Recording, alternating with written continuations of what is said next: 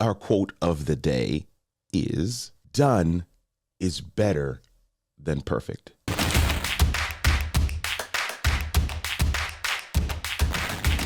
Done is better than perfect. And this quote is attributed to Sheryl Sandberg, who was the former COO of Facebook, philanthropist and tech leader, several other things that, can be ascribed to her. But her quote of the day says, done is better than perfect. A perfectionist, listen carefully to see if this describes you. A perfectionist has excessively high personal standards and overly critical self-evaluations. A perfectionist has excessively high personal standards and overly critical self-evaluations. Is that you? Don't look to the right or the left. Stay here with me. A perfectionist has no set end goal. They have not drawn a line in the sand.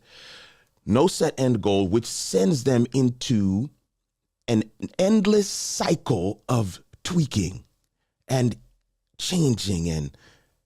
And there's always something more that can be done.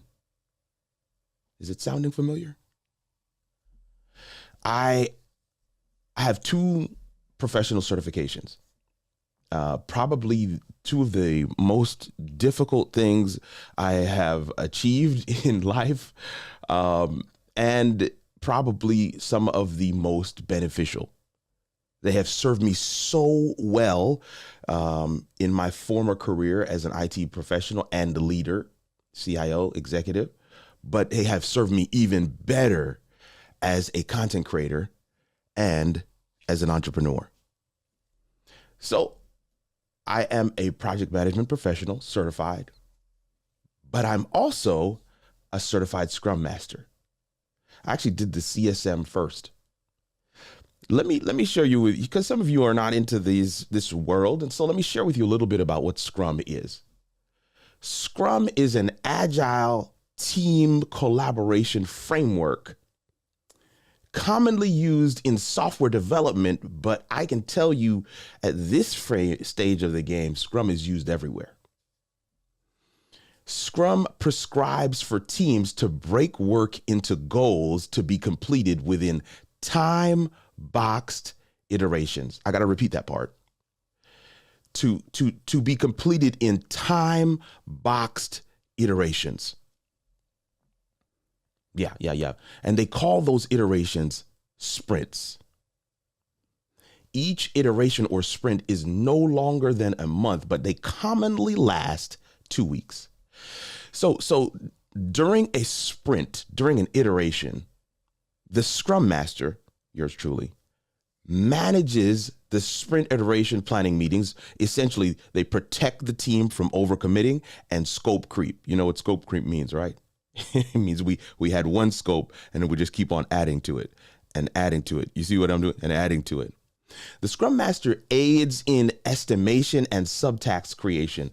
The Scrum Master manages sprint reviews. They participate in the meeting, facilitate the meeting, and they capture feedback. And the third thing that the Scrum Master has to do is to manage retrospectives. I love this. I'm giving you a cheat code for my entire coaching program right now. In the retrospectives, they note areas for improvement and action items for future sprints. Action items for future sprints. So in layman's terms and in short, the Scrum Master guards against overcommitting and allowing the scope to get bigger than what we originally set. The Scrum Master defines the tasks in order for us to achieve the goal and estimates the time required for each task so that we can achieve the goal in the allotted amount of time that we set. They manage the flow of communication and feedback, and they note areas for improvement for the future. I remember in college, I like to tell this story, and I don't know if I told it here before or not, but I'm going to tell it again because I don't care. I was in my freshman year, I was in this engineering class, and I was paired up with two guys, Frank Dickerson and Kevin Scott, two good friends, great friends, even still to this day. And we had to make an oven. In fact, it was a contest. The highest temperature, right? Whatever team could get their oven to the highest temperature won the contest. But the assignment in the class was to create the oven. There was a contest of who could get their temperature highest, but we had to create ovens, and we were given all kinds of materials and different things like that. We had about, I think, 2 weeks to make this thing. We sat in that initial meeting at the beginning of the 2 weeks, and we planned and we put together this, intricate thing. And man, we were swinging for the fences, y'all. I just want to be honest with you. Like, man, this thing was crazy. But to make a long story short, we had zero execution. And I did not realize it. Of course, I know myself now, but at the time, as a freshman in college, I didn't realize how bad my procrastination was. And so I'm embarrassed to say that we got down to the night before the oven was due and we had nothing.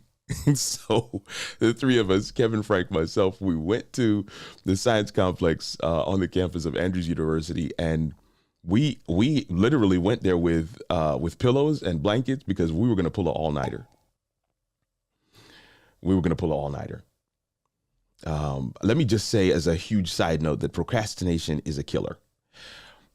We went back to the instructions that night because we only had one night to get this done. And we pulled out of the instructions the bare minimum that we needed to achieve in order to get full credit for this assignment.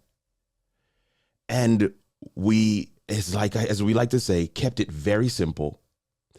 And we won. We won, y'all. Like, our oven soared past the temperatures of everyone else in every other team in that class. Oh, there's so much here, but there's nuggets of gold to glean for another time. I want to share this. In our planning, we overcommitted.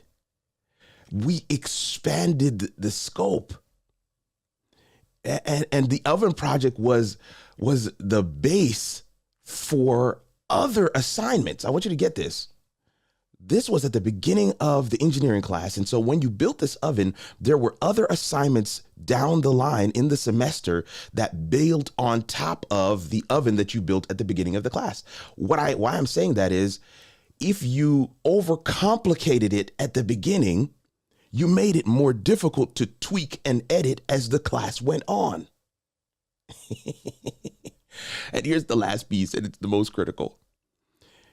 In school, think about this, there's always a deadline. Somebody missed it. I know you missed it. In school, there's always a due date. In school, you gotta turn it in. We were pulling the all-nighter because it was due the next day. We couldn't change that. I can't change that. Maybe in life, you need some due dates. Maybe in life, you need some deadlines that you set for yourself. The quote of the day says, done is better than perfect. Not because we don't aim for a high quality and a high standard. We just don't need to paralyze ourselves by continuing to tweak and tweak and tweak and tweak. So here it is.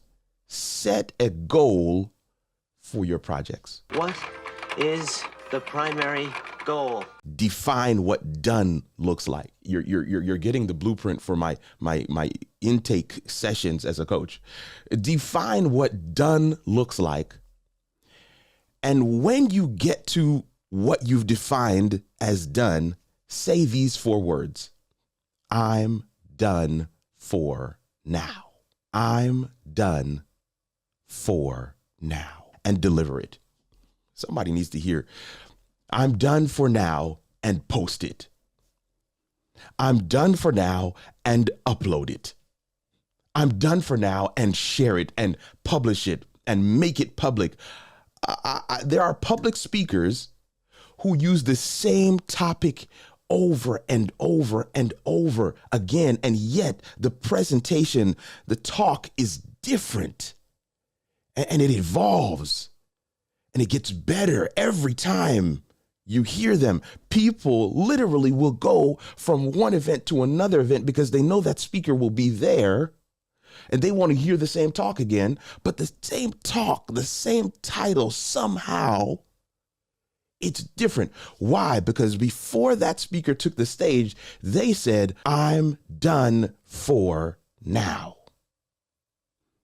For right now, this is what I have to present. This is what I have to share. This is what I am called to deliver for now. Software has versions, and each one represents the company's done for now.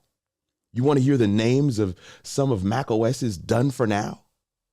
Leopard, Snow Leopard, Lion, Mountain Lion, Mavericks, Yosemite, El Capitan, Sierra, High Sierra, Mojave, Catalina, Big Sur, Monterey, Ventura, and Sonoma.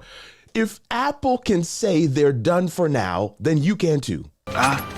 Yes, you can. Today's morning motivation, our quote of the day, Sheryl Sandberg admonishes us, reminds us, in fact, frees us to the reality that done is better than perfect. Perfect can be our enemy if we let it stand in the way of getting things done. Nothing will ever be perfect. So get it done. Check it off and move on. Let me ask these questions as we wrap it up for the day. What have you been tinkering with? Is it your studio? Is it your video, a video that you've been editing? Is it the transcript for your book? Real talk, how many years have you been tinkering? Have you been editing? Have you been improving? Have you been allowing the scope to creep? Have you been adding on more to what you say you need in order to release it or to get started? If you could have a real honest conversation with yourself, what's really left for it to be done? Are you chasing the impossible? I challenge you today to define what your first version of done looks like.